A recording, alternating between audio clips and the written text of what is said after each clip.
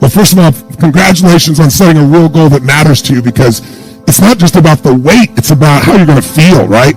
It's not just how you look. I know some people are driven by that. There's nothing wrong with that. But to me, early in my body career, so to speak, I remember when I was in my really early 20s and I was like, I'm going to have a six-pack and I'm going to be such a stud. And I spent hours and hours staring at myself in the mirror so that I would look good and working out so hard. And I built all that shit. But you know what I noticed?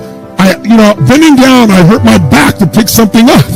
It's just like I was overworking certain muscles. You build your biceps, and then if you don't take care of the lower part of your back, you have back pain. You're out of balance. And so I'm a big hulking guy, my ego, little 20-year-old stupid ass is what I was.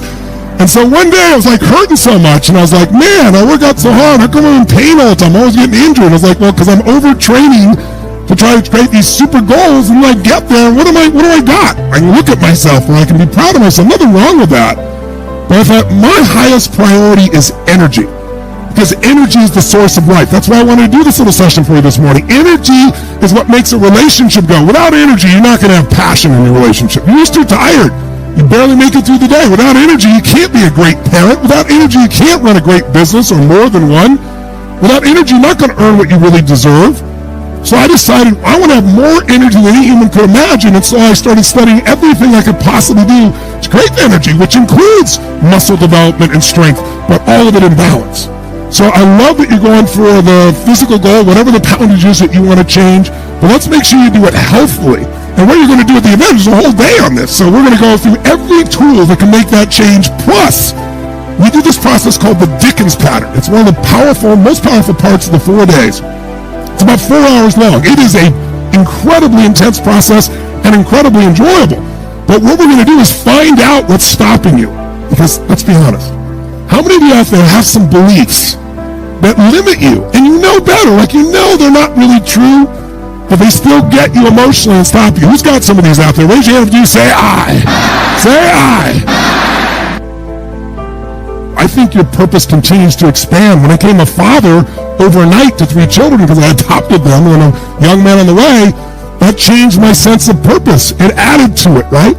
So I think making the purpose so big makes you afraid to make a decision. And when you say, I really don't know what I want to do with my life, what you're really saying to me is, I'm in a state of uncertainty, Tony.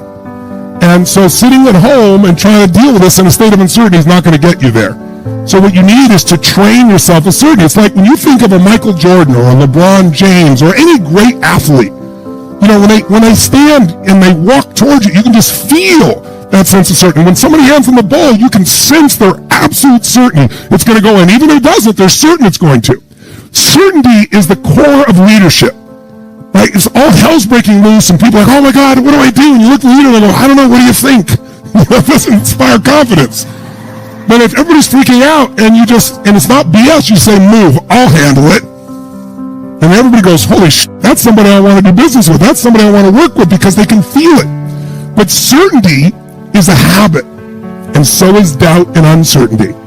So one of the things we're going to do over all 4 days that people come out of there and talk about is like, man, I took action because there's no hesitancy in me because I wasn't in a fear state.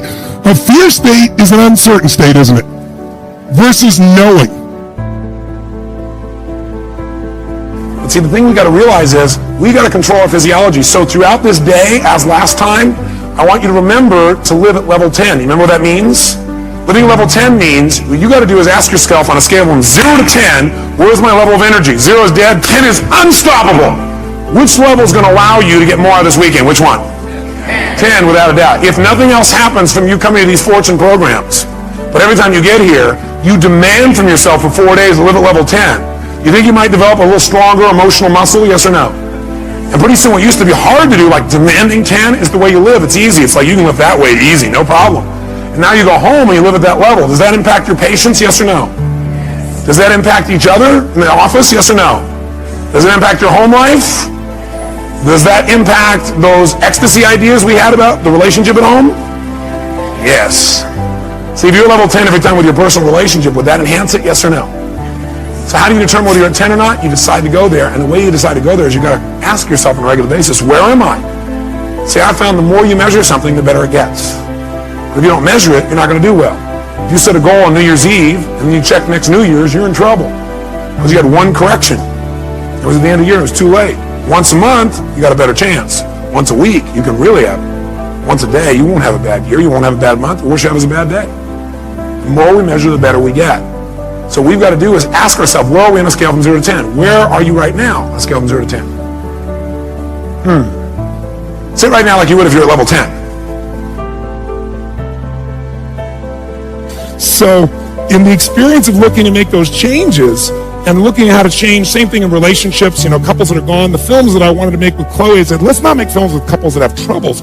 Let's make couples that look like they've gone beyond the edge. By anybody's estimate, there's no way to turn it around. Because by that extreme, when someone watches the film, they look at their own life and they go, oh my God, these people can do it. And they did it here, I could do it too. That's the contrast we want. But the basis of all that I do comes down to knowing that the difference in your life, your relationship, your physical life, your emotional life, any aspect of your life comes down to this sense of psychological strength or emotional fitness. And what I mean by that is this. Let's go straight to relationship for a second. What is relationship really about? Intimate relationship. Well, other than a friendship, the only difference between a friendship and an intimate relationship should be intimacy, which is why we call it love and passion. So just hanging out together for the sake of the kids is not something we're talking about here. Now, if you're going to have that incredible relationship, it's all based on emotion. It isn't based on logic. When you fall in love with somebody, you don't make a checklist and go, I like this, hate that, this is good, hate that, this is good, don't like that. How do you fall in love? What do? You focus on every little thing you could possibly like or love about this person, and you fully associate to it every way, and you tell all your friends until you make them sick, right? And you're talking about him, you're thinking of this person, I love when she does this, I love when he does that, that's an amazing, and you're talking about him, you're thinking about him, and you put whole bottles of cologne on, and in the middle of the night, you take extra showers, in the middle of the night, you're thinking about him, you call him up, it's 2 o'clock in the morning, and you go, I was just thinking about you, sorry to call so late, but were you thinking about me? And they say yes, and you're like, ah. Who's been there? Raise your hand and say, I. Yes. Now, if you're not raising your hand, we really have problems for you at this stage, right? So what's interesting is that experience, how long does it last? That was really a long, quiet answer to that one. Can it last forever? Yes or no? Yes or no? Notice I got people that work with people in their relationships saying, no, that's not encouraging. Yes, because many people in this field think, oh no, that's a phase in the relationship. That phase, where everything is just la la la, beautiful, and having that expectation is, that's what's wrong with people. They need to lower their expectation and get realistic about marriage. That is not what it's about. I want to tell you something. I've spent the last 20 years of my life interviewing people that are having amazing relationships, who've been together 20, 30, and 40 years, and they don't just hang out, they love each other, and they're passionate for each other. Passionate. I interviewed a couple who came to one of my seminars. It wasn't a relationship seminar. And they're at one program I called Date with Destiny that I do. It's a 6-day program.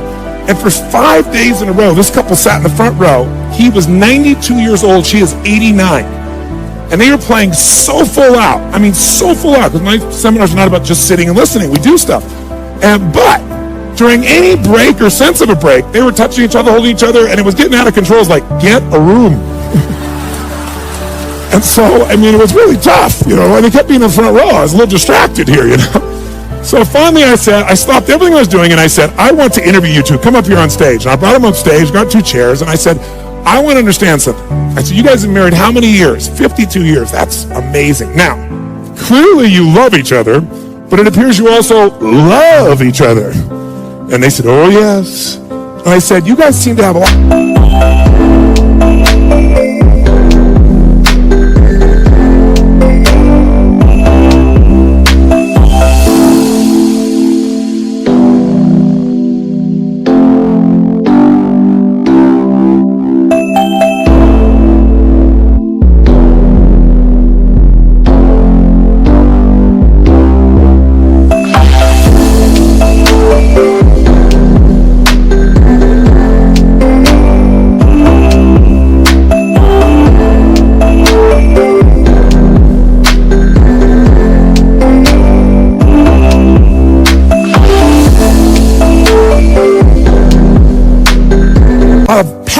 For each other. And they both said, oh yes, of course. I said, what's the secret to your 52 years? And the lady said, well, you can't just love, gotta touch. And everybody cracked up, And I said, well, so you still at this age have great physical passion? They said, of course. And he said, oh my God, I live for it. He's 92, right? And I said, well, what's the secret to your physical passion? And she said, well, we try anything once, and if we like it, we do it again. I thought, okay, that's good. So, if you think about a relationship, other than the maintenance of some responsibility, people today in our society won't do things just for responsibility. They've been taught to focus on themselves, unfortunately. And while we all have to have a sense of responsibility, what's even greater, it's like discipline. Discipline never works long term. Never. What works is when you become addicted to something positively new. You trade one addiction for another.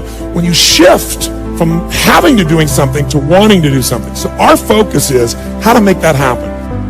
And I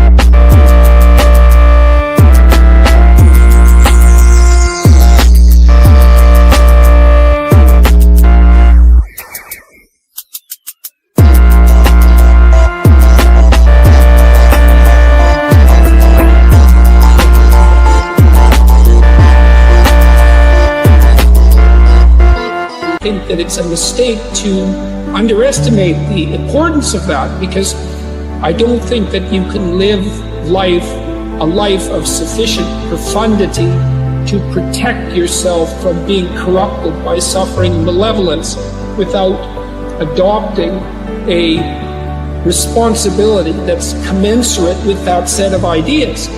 I think that you either orient yourself upward, to the star above the horizon, and try desperately to improve the structure of being, or you work at counter purposes to it and make things worse.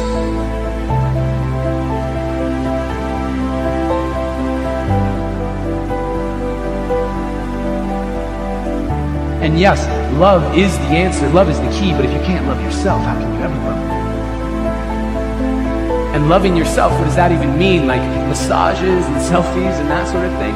Because the more I think about it, the more it feels weird. I've always been taught that self-love was something to be feared. I've been taught that arrogance is bad and vanity it's not good. What should I do? How should I act? I'm supposed to love myself, but how do I even?